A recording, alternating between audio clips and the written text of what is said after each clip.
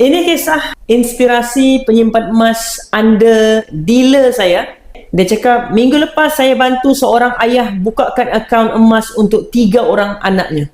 Hanya parent yang ada ilmu dan kesedaran macam ni yang akan buat tindakan buka akaun untuk anak-anak. Hari ni saya bantu seorang ibu pula bukakan akaun emas untuk 3 anaknya. Kalau orang tanya saya, bolehkah kalau saya mau beli emas, saya beli simpan dalam akaun saya, tapi emas tu adalah untuk anak-anak? Jawapan saya yang terbaik adalah tuan-puan buka akaun satu untuk setiap orang anak. Supaya kalaulah berlaku apa-apa, termasuklah kematian terutamanya, emas yang ada dalam akaun kita tidak menjadi faraid. Contohnya baru-baru ni ada seorang customer saya, dia cakap emas-emas yang dia ada tu, dia mau bagi kepada anak angkat dia.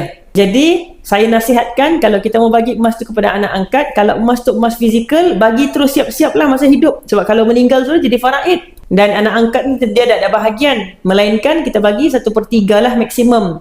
Kecuali kalau ahli waris lain setuju untuk bagi semua, baru boleh. Itu satu. Satu lagi poin yang saya mau sampaikan adalah sebaik-baiknya kalau anda sayang kepada anak-anak, anak angkat ke anak betul ke, buka akaun untuk dia dan setiap bulan menabung dekat dalam akaun dia terus. Sama ada anda pun login akaun dia dan beli emas, ataupun satu lagi option boleh buat adalah anda masuk ke dalam akaun anda dan beli emas tu, pilih others, beli untuk orang lain, letak PG code dia. Tapi untuk ada PG code tu, dia sendiri kena daftar dan buka akaun emas dulu lah.